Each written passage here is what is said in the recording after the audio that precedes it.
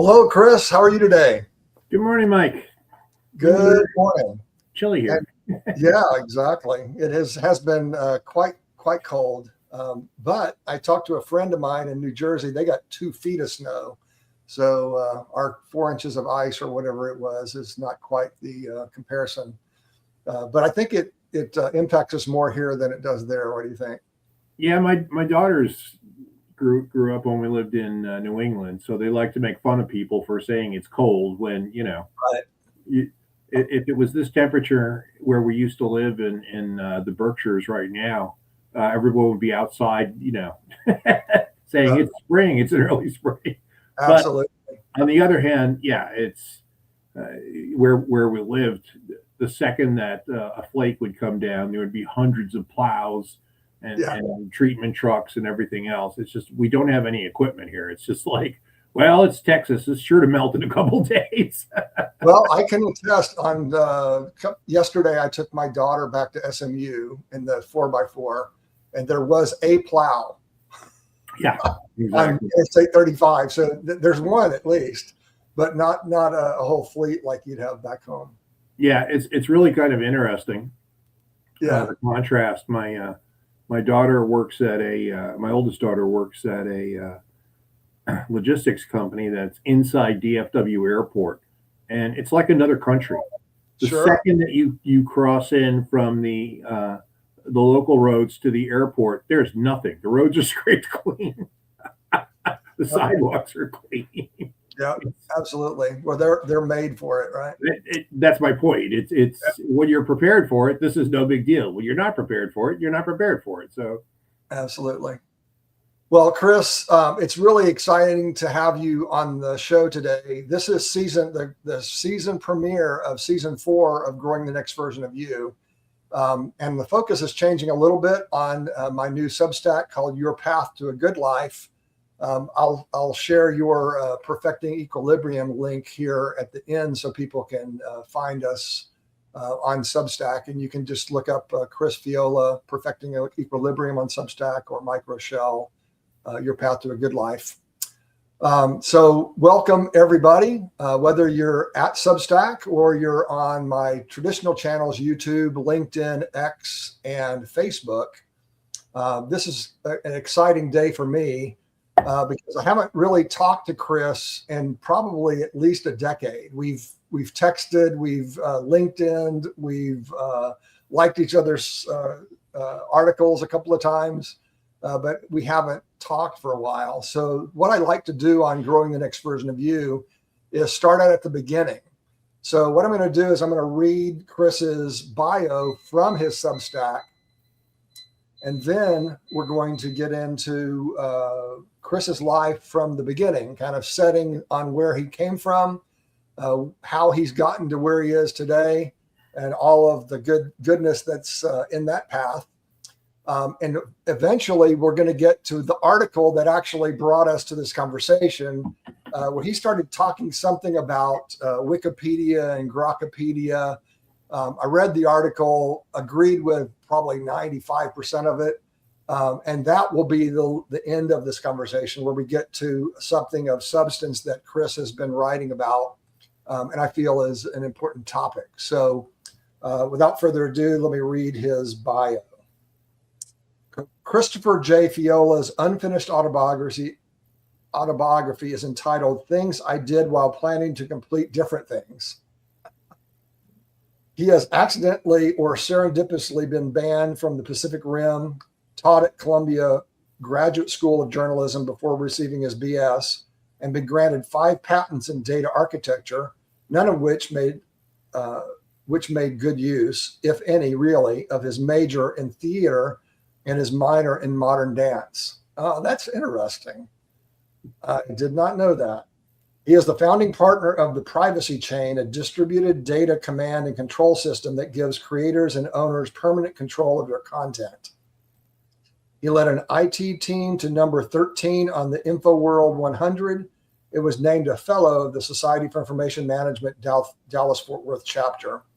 He was the founding director of the Media Center at American Press Institute and taught at the graduate level at Columbia and Indiana universities, among others. Feola was named one of the 50 most influential people in new media by Online Journalism Review. He has appeared as a new media expert on the News Hour with Jim Lehrer on PBS and Talk of the Nation on NPR, being written up in Business 2.0 and the New York Times, and addressed a joint session of the World Newspaper Congress and the World Editors Forum in Kobe, Japan. He worked at 7 papers in 18 states and 5 countries on a couple of continents, including a 2-year stint covering Asia as a foreign correspondent for Stars and Stripes. He has more than 4,000 published articles and 6,000 published photos to his credit. His photos on Google Maps have 42.5 million views. Wow. I purposely didn't read that before we got on here. There's a lot to unpack in that career. But before we go to career, let's go back to where you were born, kind of how you were formed by the ecosystem that you grew up in. If you ever read the book Jaws, yeah, not watch the movie, read the book. It takes place in a little town called Amity on the South Fork of Long Island, New York, which it's described as a little humble town halfway between West Hampton Beach Village and Southampton Village, where all the cooks and fishermen and bottle washers work. That's where I grew up. I'm a graduate of a Bayman of Hampton Bays Junior Senior High School. So I grew up messing around in boats and fishing and dragging around the ocean and doing all that kind of clamming and crabbing and all that kind of stuff. And it was that kind of life. So it was pretty fascinating as a place to grow up, especially since I think everywhere you grow up, there's a place you call the city, and that's where you go for good restaurants and interesting stores and cool, secondhand places and all of that. And it took me about 25, 30 years to figure out that because the city was Manhattan, that the rest of the world wasn't like that. So it's especially a little smaller everywhere else. Well, yeah. I mean, especially back in those days before the internet made the world a lot smaller. But just we were eating Korean and Thai food and drinking Australian beers when nobody, when your choices between beers in those days were Budweiser or Budweiser Light, basically. Right. You couldn't, people forget now, but there was a huge hit movie called Smokey and the Bandit about trying to get Coors to Florida because you couldn't even get Coors on the East Coast. Never mind, Foster's or German beers or any of that. So sure. So yeah, it was. So I grew up with this very strange dichotomy, where I lived in this tiny little town. There were 100 kids in my graduating class. We had a junior senior high school because we didn't have enough kids for a high school, and yet we would routinely if we want to see a play, we would literally go to Broadway and see a play on Broadway. So yeah, that's kind of been my life. It's try to do this and end up doing 12 completely different things in the other direction. So were you into journalism, dance, or theater in high school? Is that where that? I wanted to be a writer from very early on. Okay. Just like Texas has the STAR tests, New York, at least in those days, had the Regents tests, and one of them was a writing prompt, and where you had to write an essay, during a timed test, and if you didn't pass these tests, you couldn't get a full academic high school diploma. The Regents diploma was pretty strict in those days, and so just helping friends out. You do each other's homework, help each other with math and those things, and it just turned out that I could knock out those essays one after the other. I just absolutely fell in love with writing. So I wanted to be a writer. I wanted to be a playwright. Ended up going to school to be to be I studied theater, but I was a playwright and a director. I actually had a couple of my plays put on while I was in school with professional SAG, Screen Actors Guild actors in them. And then I dropped out of school because I got offered a job working at a newspaper. And why go to school to learn how to be a writer when I could write and get paid? So that seemed dumb. So I just dropped out of college. It didn't seem, lots of great writers dropped out of college. So Right. I did that and started. And the first day on the job, the editor handed me a Pentax camera and said, "Look, we don't have money for separate photographers. Point this at the scene and take a picture and bring it back." And so I looked through it, and to my surprise, not only was it not weird and new, it was exactly what I've been doing. When you direct plays in a traditional setting, there's what's called a proscenium arch. That's the arch around the stage. Right. And I looked through the viewfinder and said, "Oh, proscenium arch." Stage this the way you would stage it. Look for that moment the way you would look for it on stage. Right. And so I just took to it and did that for a couple of years. And I know how much you know about journalism as a career, but it's insanely undercompensated. It was in those days, and it's frankly even worse these days. And so I was getting paid $150 a week plus a tank of gas, because they had a gas tank around the back of the building, and you could fill up your tank only once, though. You only fill up once, even though I'd go through 2-3 tanks of gas a week, because they had me driving all over the east end of Long Island covering stories. Right. And so one day, in those days, if you shot Kodachrome, you had to mail the film off, because only Kodak could develop it. So I walked into the post office and mailed my film. And on the way back, I went down the back stairs and out the back way to get to my car in the parking lot. And it's a federal building, so they were recruiting offices. And I walked into the Army office and said, "Hey, you, can you get me to Stars and Stripes?" And the very nice gentleman there said, "Well, I can't get you to Stars and Stripes," but he offered me a guaranteed contract as a military journalist. And it was paying more than double what I was making. So now I was annoyed, because now I had to actually consider this when I was just being a smart aleck. And so then I actually ended up joining the Army, and then I almost died because I realized that I'd walked into a building and said, "Hey, you," to a sergeant major. And the only reason I wasn't dead was because he decided not to kill me. Right. Yeah. Sergeant, everyone, and I don't know, again, I don't know how much you know about the Army, but everyone is terrified of sergeant majors in the Army. Generals will not screw with sergeant majors. It's the fact Are they the typical guy that you see on the movies and when they're at the basic training, where they're yelling at them and telling them they're dogs? And no, that's a drill sergeant. Okay? A sergeant major is the guy that those guys are afraid of. Okay. That's what you got to picture. Yeah. Those intense walking stone killer guys are terrified of sergeant majors. Trust me. I'll tell you one of my favorite sergeant major stories. We were at the National Training Center in Fort Irwin, California, which is a chunk of the Mojave Desert larger than the state of Rhode Island. So you can imagine the maneuvers and the war games that we fought across a base that big.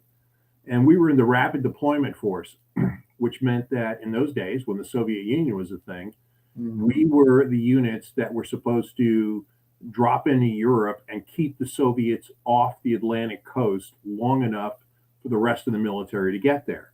And you have to understand how the military talks about these things. We didn't have a hookup plan. There was no reason for us to have a hookup plan, because it was just assumed that we would lose unit cohesiveness in the 72 hours that we were supposed to fight on the ground. That meant that so many of the 16,000 of us would be killed in 72 hours that there was no point coming up with a plan. Whoever's there, hide in the woods, figure out whatever until the big red one and the rest of the Army units get there. And so we would train and we would fight. It would be 4, 5, 6 times our force coming against us, and you would absolutely get wiped out the first couple of things, but that's what you do. You train hard, so you don't. So you've already been through it. When you fight, you don't get overwhelmed because you're ready for that. Right. And so it was the first day of it. I went to NTC over and over again. I absolutely adored it. It was amazing. And we went out there, and this unit was absolutely wrecked. They were supposed to hold the Soviets from the finish line for 12 hours. They weren't going to make 4. Okay, they were just getting destroyed. And the colonel, this is a battalion, so that's about 1,000 soldiers, and the colonel is on the radio, and he is screaming. He is screaming things that I will not say on a recording. he, he is he is screaming things that were, I'm going, that's not only unlikely, I'm pretty sure it's anatomically impossible. Okay, but he's screaming threats and everything. And this is an '06. This is a full bird colonel screaming and having a meltdown. And finally, the way it worked out there, we were using something called MILES, Multiple Integrated Laser Engagement System. And MILES is what becomes laser tag, okay, later. But when it says it's multiple integrated, what it meant was you could shoot another soldier with your M16 and their vest would go off and they'd have to sit down. But if you shot a tank, it wouldn't affect it. You needed a tank weapon to kill a tank. You needed aircraft weapons to kill aircraft, blah, blah, blah. Anyway, once you got your vest went off, you were supposed to sit on your hat. You take off your steel pot helmet, put it on the ground, sit on it right where you got shot, and stay there. And then trucks would come pick you up, take you to the rear, and then bring you back the next day as your own replacement troops. And the sergeant major for this unit is sitting on his hat. And finally, he's had enough of the colonel yelling. So he gets up and he goes over to the Jeep, grabs the mic, clicks it in, overriding the colonel, and says, "Sir, no one can speak to you because we are all dead at this time." Click. You know what the colonel did? The colonel shot. Okay. Do not screw with sergeant majors. So, yeah. And after that, I went to Japan for a while. So, yeah, the military was both amazing from learning to be a reporter standpoint and also just from learning to be a. So, as a reporter, did you carry a gun as well, or were you reporting the carnage of your deployment? Yes, you after the Vietnam debacle, the military, especially the Army, switched from draft to volunteer, and they also switched to the idea that no matter who you were or what your job was, that was your second job. Your first job was to be an infantryman, to be able to fight. Too many died in Vietnam because the front moves around, and if the front gets to you and you don't know which end of the rifle to point at the enemy, it's the small end, the pointy end, the big part you put on your shoulder. But so you trained with everything, and then once you passed basic infantry training, then you went to an advanced school for your MOS, your military occupational specialty. Years later, when I was in STEM, and when I was running my own software startup, my partner went to the bank with me, and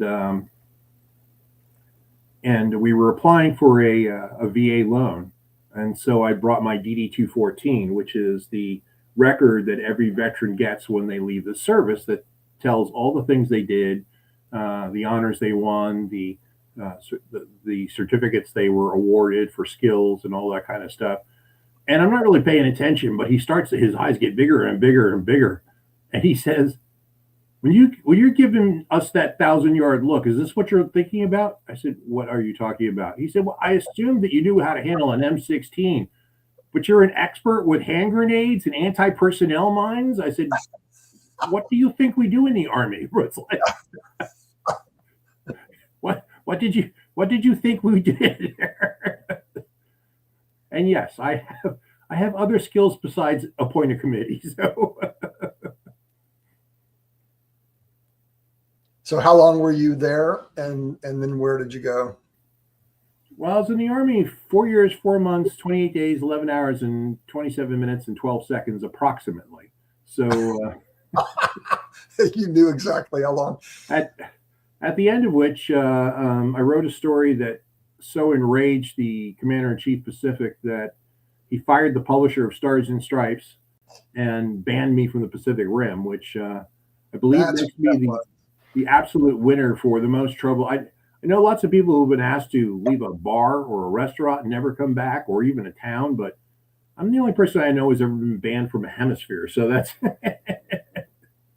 but that worked out okay actually, because myself and some others who were involved in all that, as soon as I got out, I went and reached out to Congress, and others did. I mean, if Mm, if you're going to mess with people, here's a good plan: don't mess with journalists, don't mess with right. Sicilians, and especially don't mess with Sicilian journalists, because we will just make it our job to destroy your life. So to this day, if you look at the masthead for Stars and Stripes, there's a civilian ombudsman who oversees um, the news coverage to make sure that there's not censorship or military interference in the reporting of the news.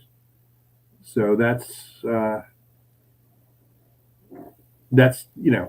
interesting. So I was in for 4 years. I would have stayed longer um, if I didn't get ejected and banned, um, because I was going to stay in the Philippines. Right. I met my wife there. She was actually my boss. I installed her computer system, and we'll be married 40 years this June. Wow. Congratulations. 3 kids, 2 grandkids. And if you ask her how it's going, if it's a good marriage, she'll say, "So far." So it's You haven't only taken 40 years. any, She want to rush in any judgments. so you haven't disqualified yourself yet, huh? Yeah, so far. Yeah. So what So, was the topic of the article? You don't have to get into the whole thing, but what was the gist of the thing that pissed him off?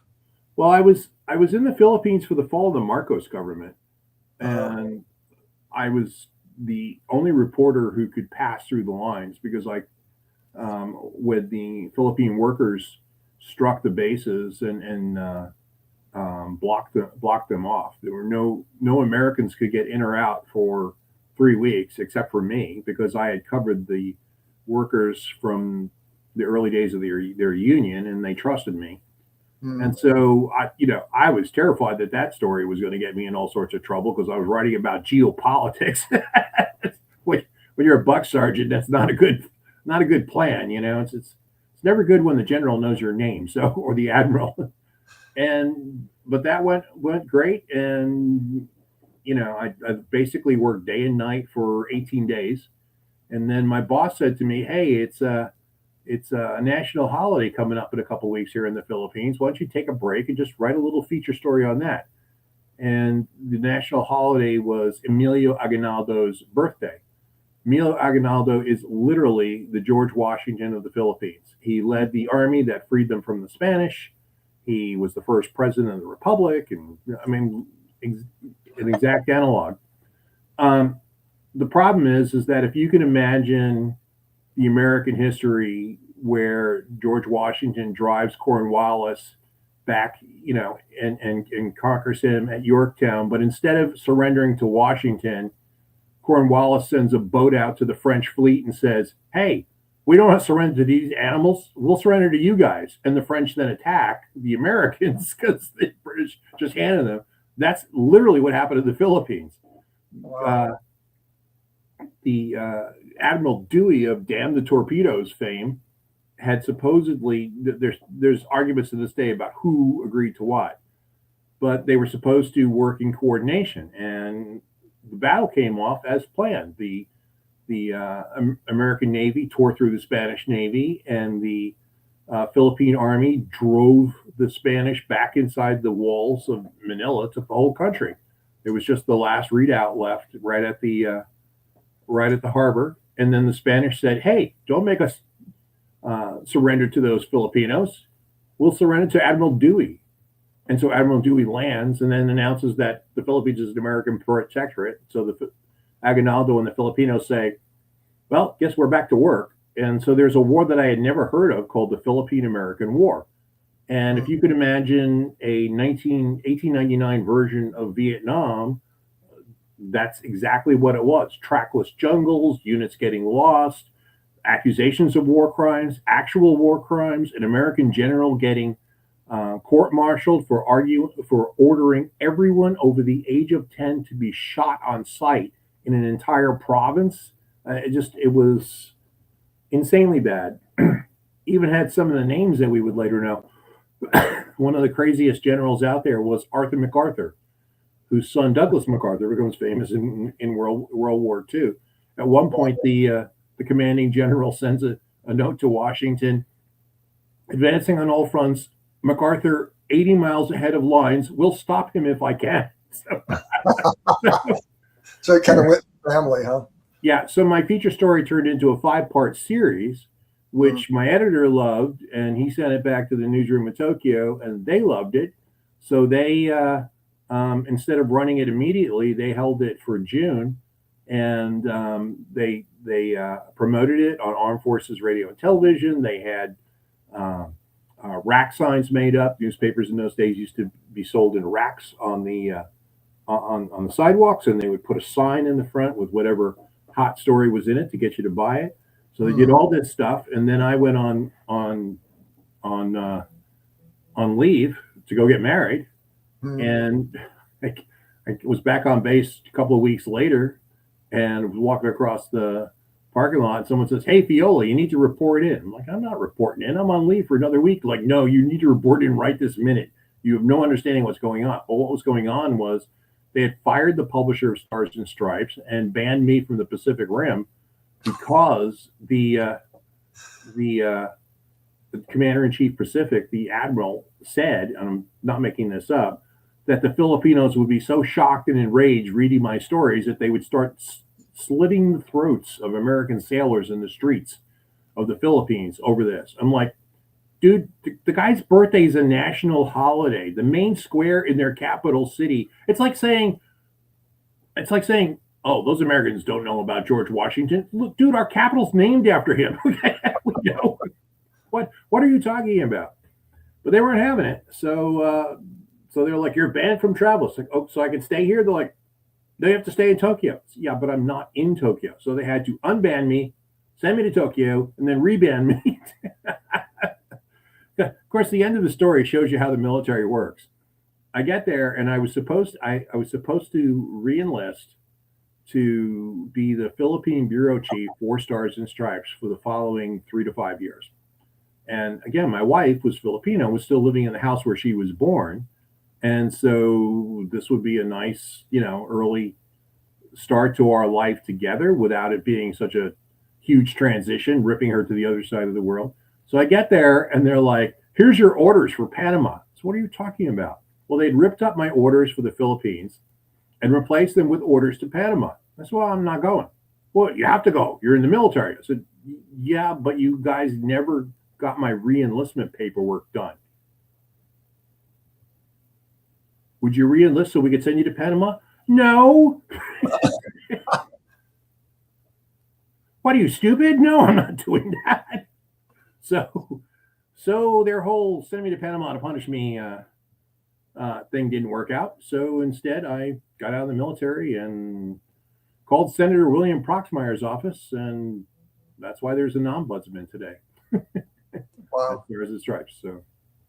So courage in the line of fire takes many forms, right?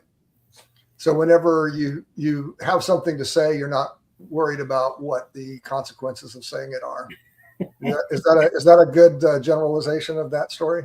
No, I don't think so. I think I'm just too dumb. It's like, I tend to think of the consequences after I've said stuff.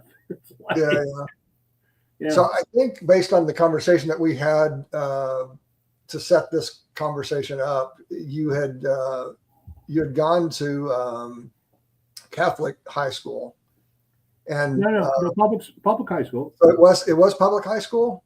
And they had those requirements there. What requirements? The requirements for essays and things like that in order to Yes. graduate. Yeah, that's the New York State Regents exam. Okay. Well, that was probably a higher standard than the STAR in general, as most standards go. So in this transition from private life into working for the government and then getting out of it, was any of the lessons that you learned or the things that became a part of you from a spiritual perspective, a part of this ability of yours to be dumb or not to worry, or whichever you choose to think about? Was there a higher calling for you in this in the truth game, or I don't know if I would call it a higher calling so much as just the passage in the Bible that's always spoken to me the most is the parable of the talents. mm, And to whom much is given, much is expected. There's a responsibility right? to having ability, to having skills, and Sure. that's always just sort of been my North Star. Is that if I have the ability to do things, then I have a responsibility to do it and not wait for someone else to get around to doing it or see it or whatever. I just see what I see and I do the best I can. I have some guidelines to that. I think truth has to be an absolute, especially as someone who spent so many years as a journalist. I think Right. truth has to be a lodestar, and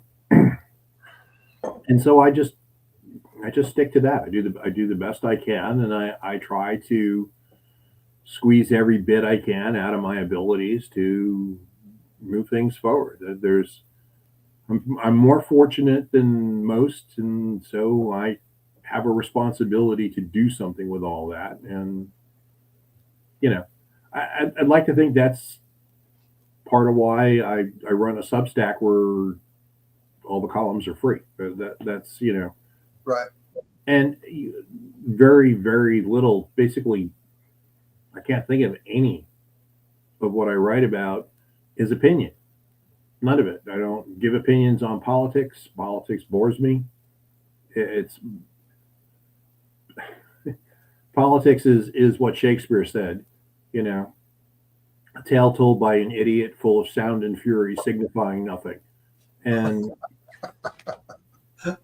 it absolutely is. When people get mad when I say that, I point out to them, we all know where we were on 9/11. We all remember how that dominated the news for months and years afterwards.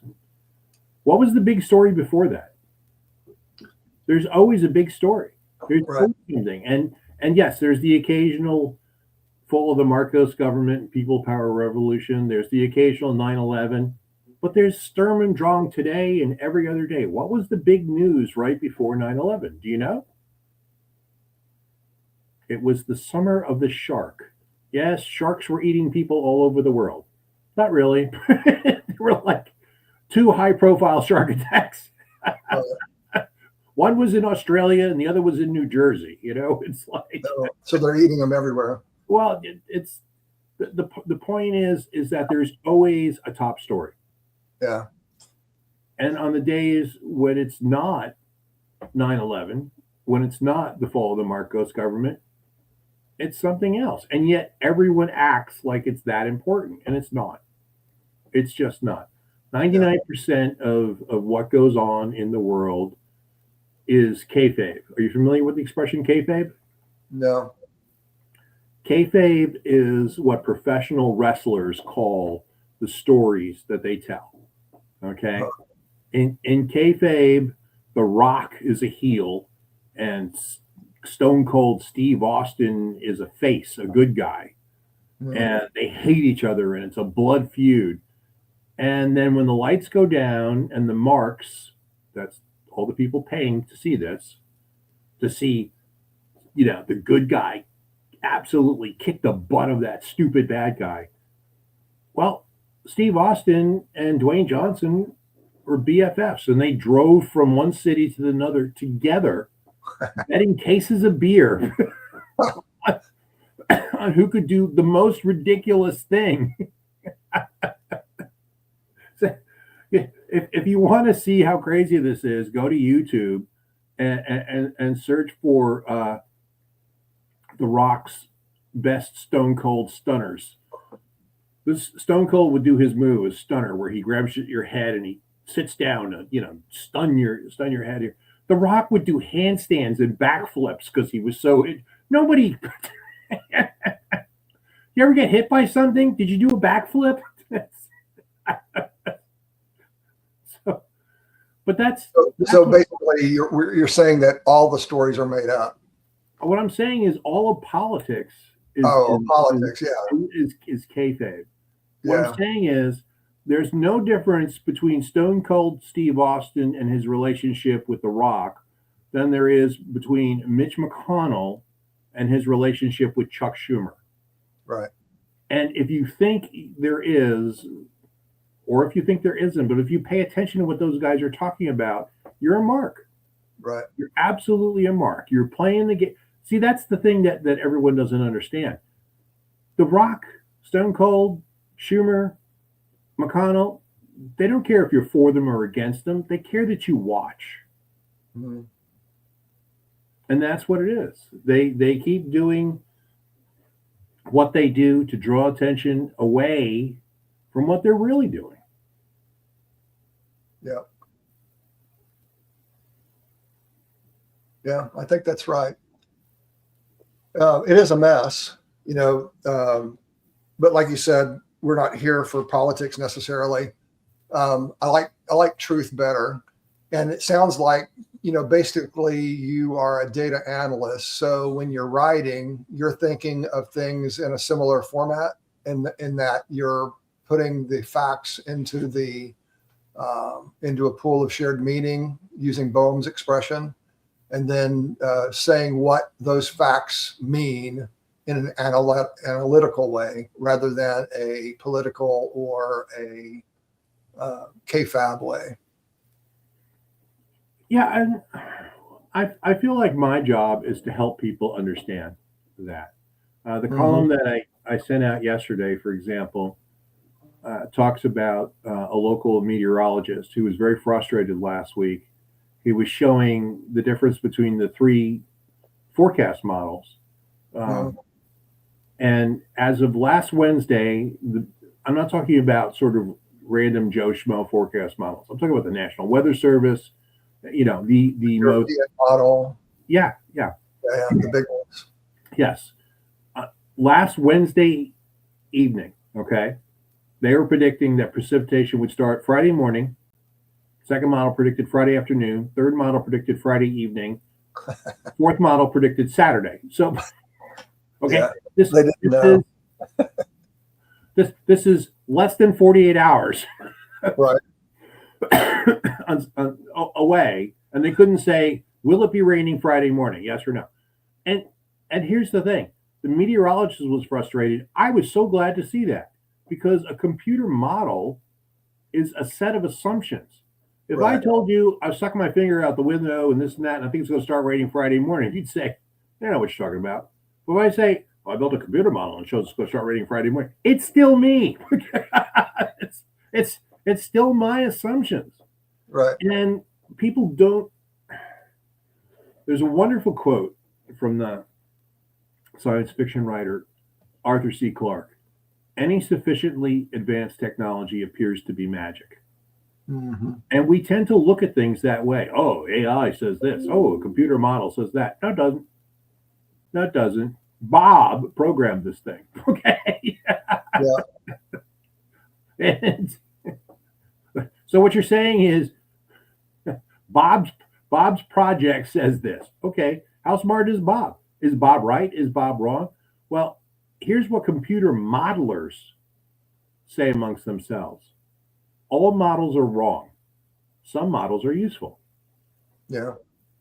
And that's what I'm trying to help with, whether it's computer modeling, whether it's Web3, whether it's the movement into the information age. I mean, a lot of what we're seeing here that passes as politics, I don't get into it for two reasons. One, politics itself is 99.99999% kayfabe. But the second is it's politics can't deal with societal change. All right. It can only deal with the change after the fact. Mm. It can't, politics never introduces the iPhone.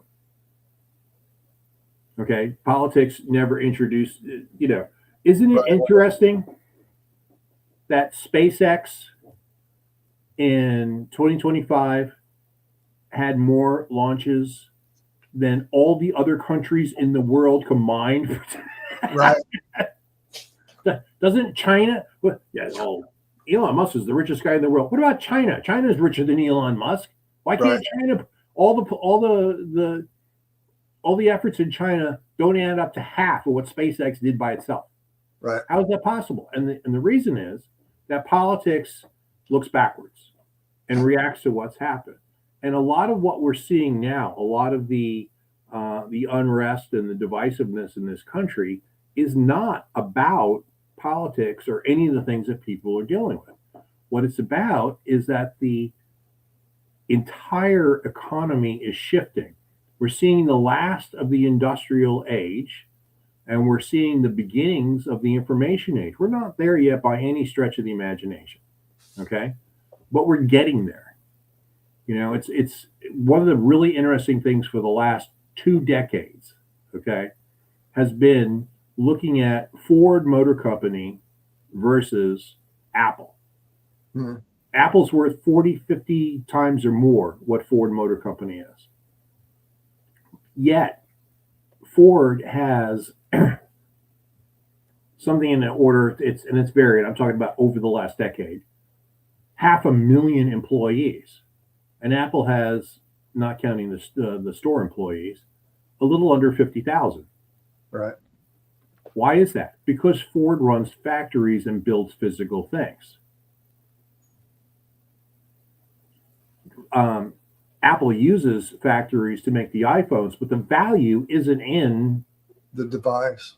the device. The value is in the design and in the software. And the ecosystem enables. Exactly. Yeah. So here's where we'll really be in the information age. At some point in the future, you'll say, my phone's not working that good. I think I'll buy the iPhone 32. And what you'll do is you'll go over your computer, you'll go to apple.com, you will purchase the iPhone 32, and then you will hit print. And an hour later, it will be sitting on your 3D printer. Okay? Mm-hmm. That's what it'll be like when we're fully inside the information age. But here's the thing. So it's like the replicator on Star Trek, right? It is, but here's the implication that you have to consider. People are like, wow, that sounds like magic, but it's not the point. Here's the point. If Ford needs 500,000 people to run their factories, and Apple with third-party development needs 48,000. How many people does Apple need when there are no Foxcons and no factories or any of that? Right. 4,000? 400? If you just have the designers, look at what happened with Twitter. Twitter went from 8,000 employees and a similar number of contractors and fired 80% of them. Right. And got down to, they had almost everyone they let go was not a developer. They had about 500 or 600 developers, and they still have about 500 or 600 developers. So who left? Well, the number one layoff in tech the last 2 years has been in HR. What you're seeing is the industrial age was all about economies of scale. Okay, Ford was the king of the industrial age for a very long time because they built the Rouge River plant, where you would send in raw silicon and raw rubber and raw iron, and Model Ts and Model As would roll out the other end. Right. Finished product. And that took thousands and thousands of workers. And so that took thousands and thousands of middle managers to harness those workers and bring them together. If you get rid of, at what point do you not need middle management at all? Right. And think of think of the social contract. For the last 40, 50 years, what has every mother told every child? Go to college and get a good job, right? And what were those good jobs? They were basically middle management. Right.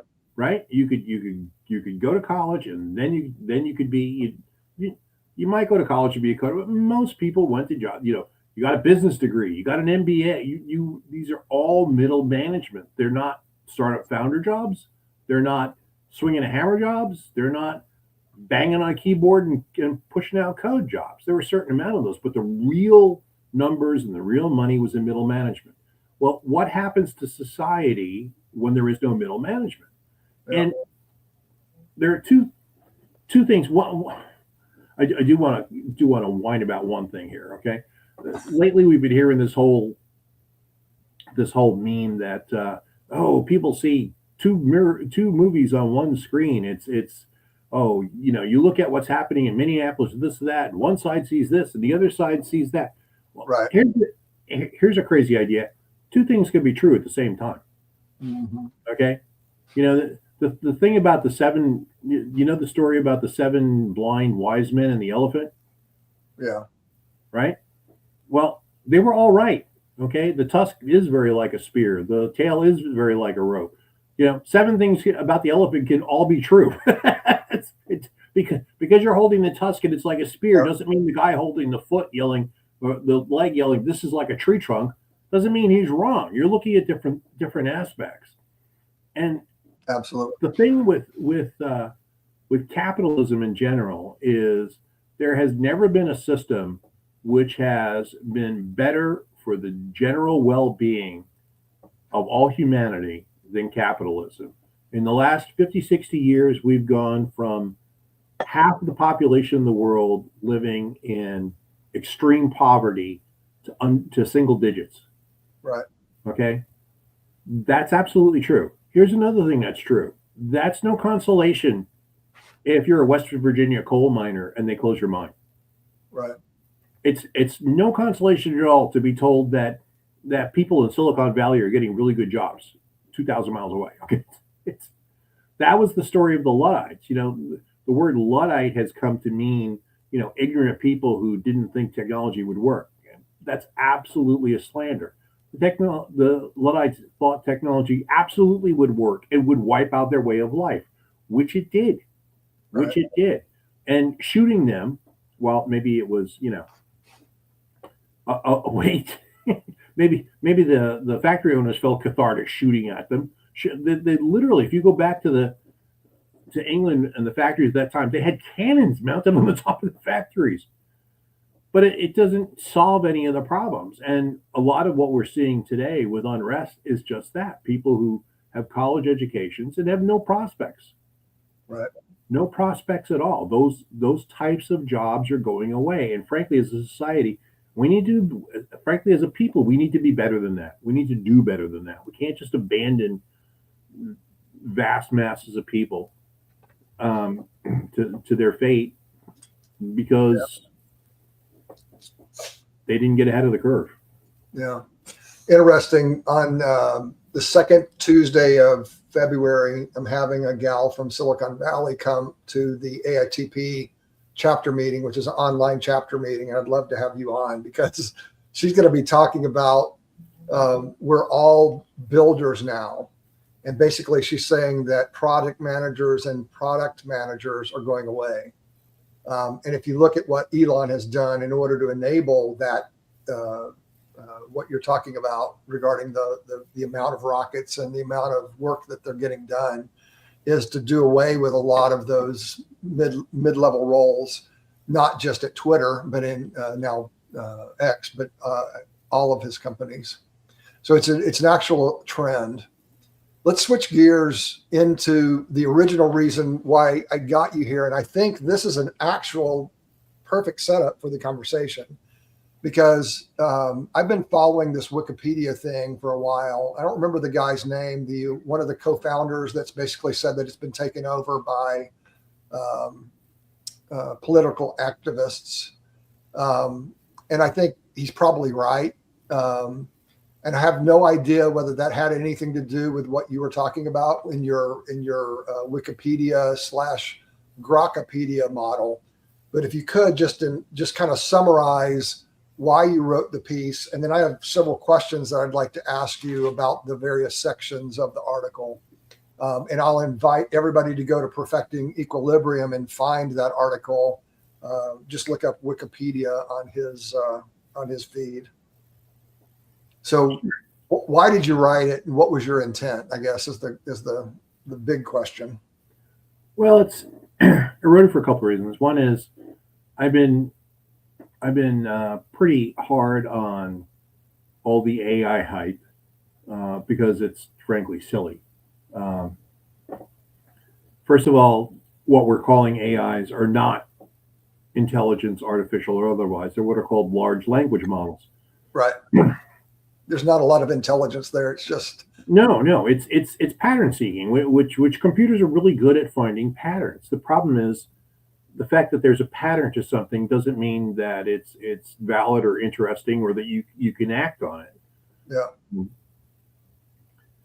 And so I've been constantly hammering on the fact. Well, first of all, I've been hammering on the fact that AIs, and I'm just going to call them AIs because that's what everyone does. So sure, we use that terminology to make things easier. But AIs don't work the way people think they do. You know, early on there was this big fuss about AIs are lying, and then it was AIs are hallucinating.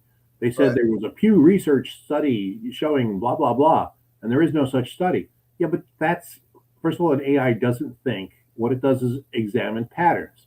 And the second thing is, what it's doing effectively is playing Scrabble, but with words. Okay? You can put letters together in any sort of way, but if you're a good Scrabble player, you know if I do this, that, the other thing, and get an X in there, I get a higher score. Right. And so AIs are computers, and they're very good at math. And so when you give them a scoring matrix, they will try to hit as high as they can on the path.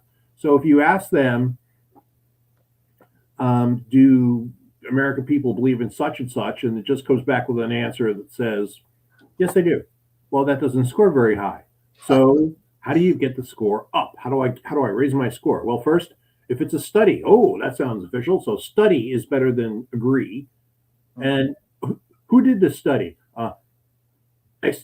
Some sort of very important institution, Pew. So Pew Research Study says, and it's just getting a Scrabble score. Then on top of that, you have to feed enormous amounts of data into these things. I'm talking literally trillions of words for it to start really being able to find these patterns. So people are feeding Facebook. Literally, Meta is training by feeding in everything that's ever been posted on Facebook, because nobody lied or made up crap on Facebook, right? That's all 100% true. Right. Meanwhile, Google, who's much smarter than Meta, is feeding Reddit into it. And my absolute favorite thing, and I had this in an earlier column, is people are like, oh, Google's AI is hallucinating. Google had to rename its AI 3 times because it did such embarrassing errors. And one of them was that if you want to bake a pizza without the cheese sliding off, add glue to the recipe. And they're like, oh, it's a hallucination. No, that's an actual post on Reddit, because you know what an AI can't figure out? It can't figure out sarcasm. Right. Someone asked, I made a pizza in my wood-fired oven and all the cheese slid off. What do I do? And a troll lord immediately said, add Elmer's glue to the recipe. And because it was said, it becomes truth for that. Yeah. For the non-knowing repeater of data. Yes. And again, again, because of the way that these things work, it can't tell sarcasm from anything else. So it just goes with whatever it was fed. So what do So you what do you think the advantage of using Grokkopedia over Wikipedia well, is? but that's what I wanted to show. I wanted to start showing. Okay, so I've been absolutely killing this thing. Yeah, Um, let me explain. I've explained all the things it's bad at. Excuse me. Don't ask it to do research. Don't ask any of that stuff. Um, Instead, have what is it good at? And so what I showed was, for example, that I'd done a video and asked it to listen to the video and turn it into a post right. for my website. Which And it it, does fairly well. yes, that goes fairly well because I'm giving it a controlled set of data and I'm showing turn this into this, use this pattern and create it. It's very good at that. Right. And so there are things it's like anything else. If you use, if you use your screwdriver to cut the wood, it's going to look like raggedy hell. Okay. Right. Can you chop away at it? Yes. Is that a good plant? No, but that's not on the screwdriver. That's on you for being a knucklehead.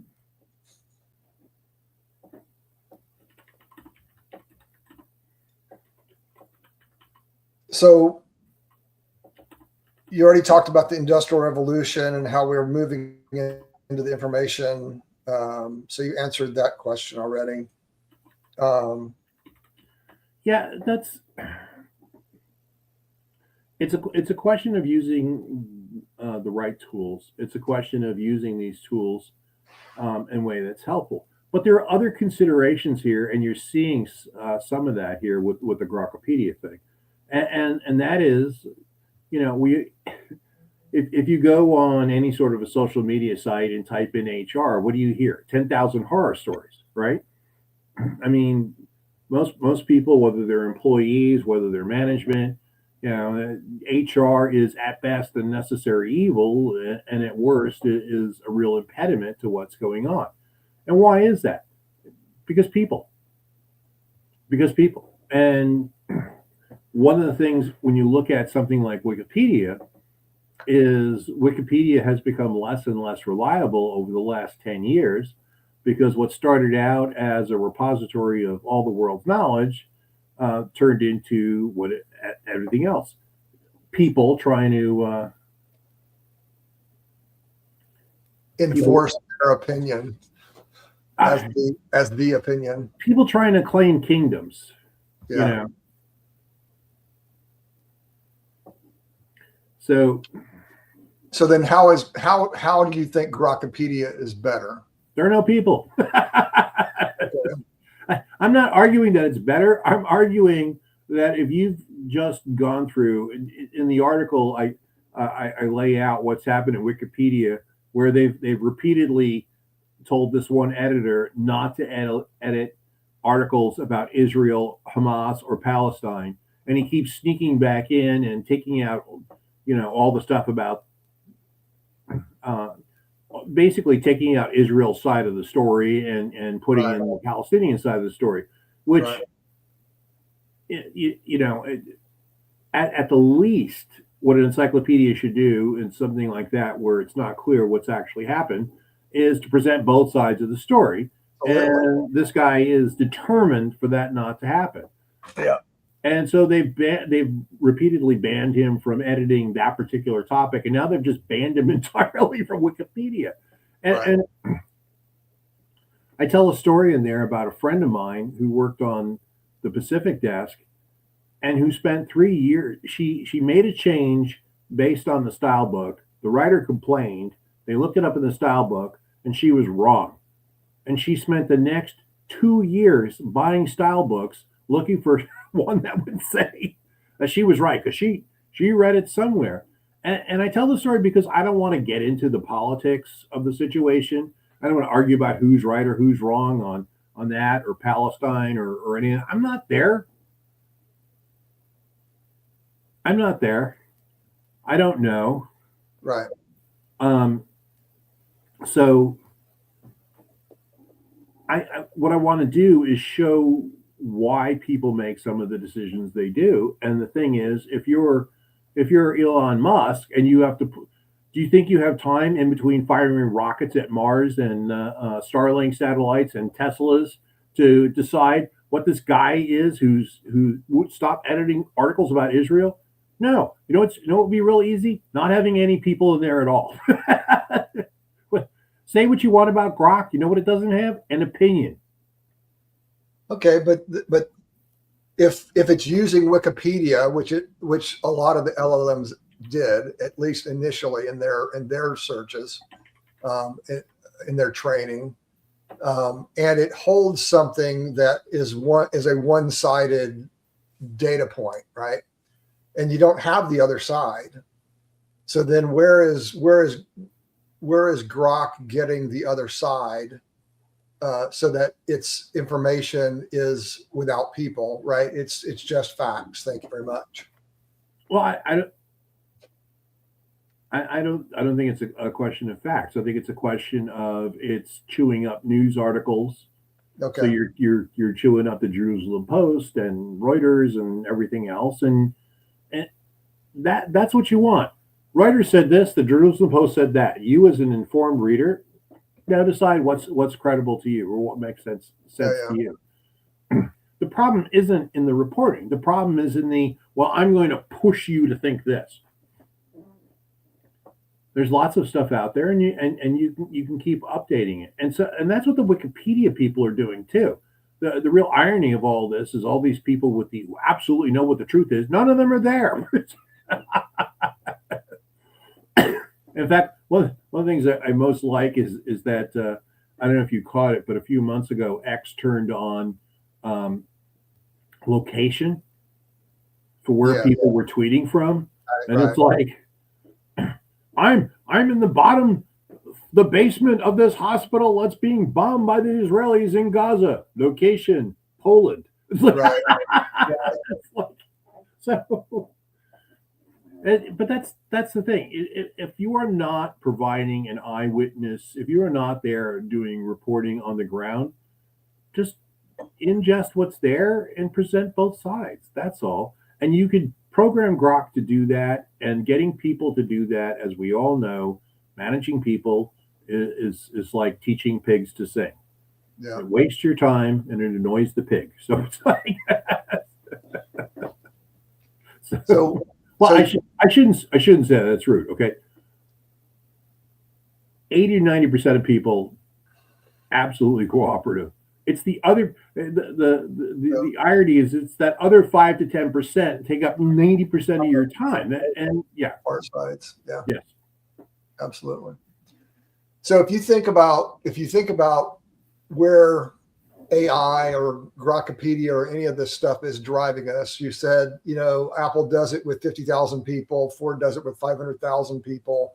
So there's obviously a transition between the industrial age and the information age. Mm-hmm. So where do you think the new jobs are coming from that don't exist now? Because that's where, my kids, oldest went to Baylor. He's doing agriculture.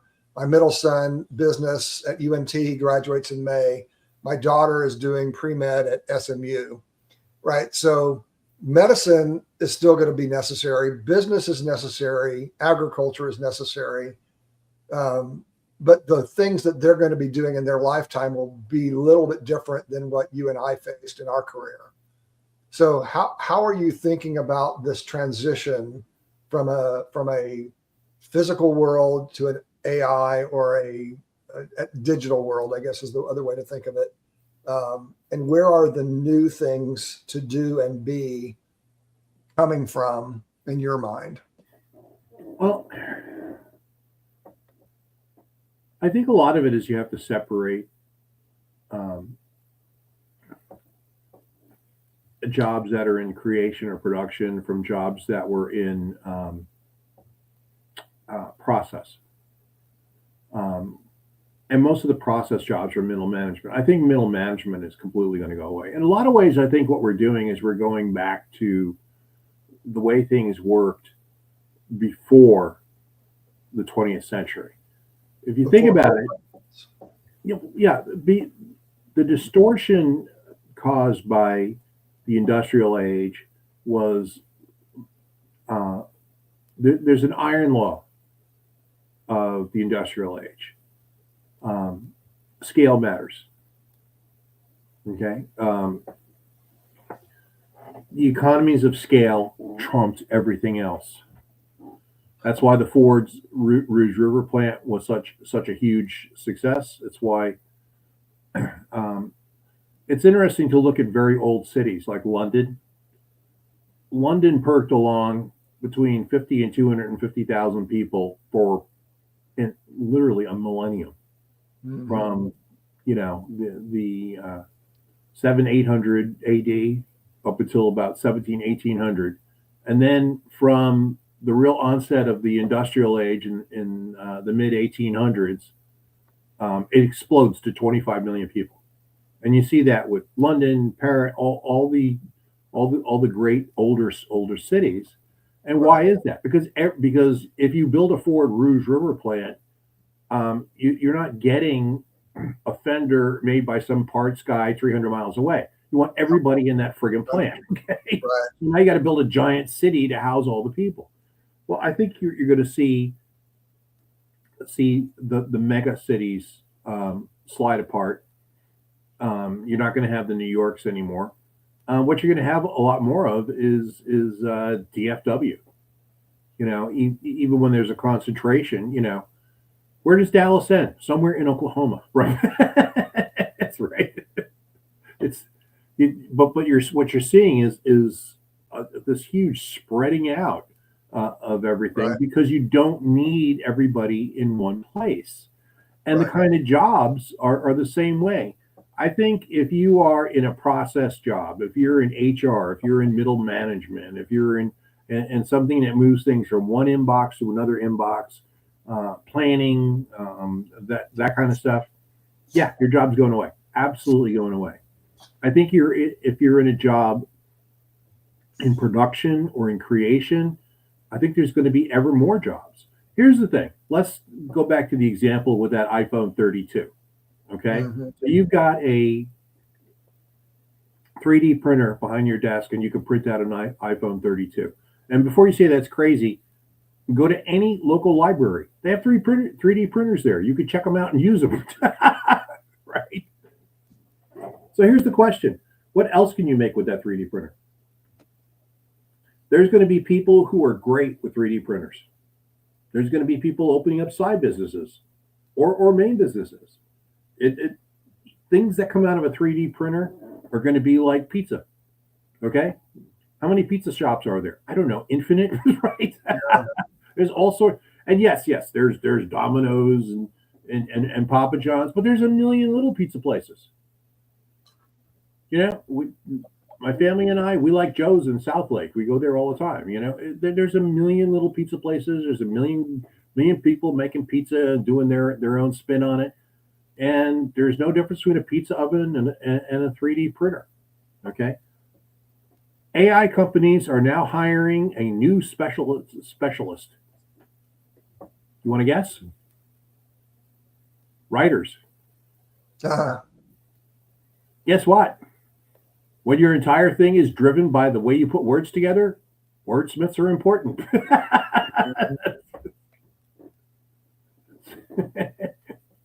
That's very cool. I always thought it was ridiculous. About 2 years ago, there was a big thing where the job of the future is going to be prompt engineer. No, it isn't. You know why not? Because prompt engineers don't know anything about the thing you're making. Okay. You know what I want in my pizza place person? Someone who really knows pizza, not someone who knows prompts. Absolutely. That's who it's going to be. That's who it's going to be. You know who's going to be making fashion accessories? Somebody who really knows fashion and has a way with words for those prompts, and is making I just got a flash yesterday. Some little company is making replicas of the sunglasses Paul Newman wore in some movie in the 1960s. That guy, that guy's going to have a job. Okay. because it has, if you think about it, that's the perfect job because it has a whole bunch of things in it that you can't just put to an AI. Okay. You know what you can't ask an AI? What's cool? They're not going to say, you know, those glasses that Paul Newman wore in the first 5 minutes of Cool Hand Luke before he got arrested? Those. Right. Because there's a million sunglasses worn in 60s movies that aren't cool. Okay. It takes a human to say, those would look cool. It takes a human to recognize the humanity in the thing, and then the ability to turn that into something. So the truth is, if you ask somebody in 1850, hey, we've got the steam train, we've got the transcontinental railroad, the world has been brought so close together because we have the telegraph. What's going to be the big job in 1980? They're not guessing middle management. They're not guessing there's going to be MBAs. All the things that we have taken for granted, nobody was getting back then. Well, right. We're in 1850 for the information age. Absolutely. Well, I think that's an exciting place for us to end our conversation, Chris, because basically what you're saying is the creative mind and individual passions of individuals are going to be the thing that really drives the new age, right? The tools that we use are AI. The tools that we use will be the printer or other manufacturing processes. But that, I think, leaves us on a positive note and kind of exciting. Any last thoughts regarding that? Yeah, things are better than you think. Yeah. We are a perverse species. We will remember for the rest of our lives some rude thing someone said to us in middle school, and not remember the 10,000 great things, accolades that teachers gave us, and we discount Absolutely. Everything our mom says about. And so we tend to hang on to every bad thing. But by every measure, we live a better life, more blessed life now than any people in history. When I was a kid, there was a Life magazine that was, even then, was old. And I paged through it, and it talked about the richest man in the world, Howard Hughes. He was so rich that he could watch movies at home. Right. Do you know anyone who can't watch movies at home now? Absolutely. We live longer. We live healthier. More people are well fed. Very fewer people. We're down to like 9% of the population of the entire world lives in the worst poverty, which is still too much. But when I was born, it was over 50%. Things are getting better, and we are blessed if we would only stop and see and appreciate it. Yeah, I love it. I love it, Chris. So as you see here, you can follow Chris at perfectingequilibrium.substack.com. Same thing for me. It's just my name, Texas, substack.com. I really look forward to staying better in touch with you, Chris. It's been way too long since we've chatted. Maybe the next time we can talk about your company and the things that you're doing there that are changing lives and making the world a better place too. So thanks very much for coming out today to Growing the Next Version of You, and we'll see you soon. Thanks, Mike. Really appreciate it. Thank you. Bye-bye, everybody. We'll see you soon.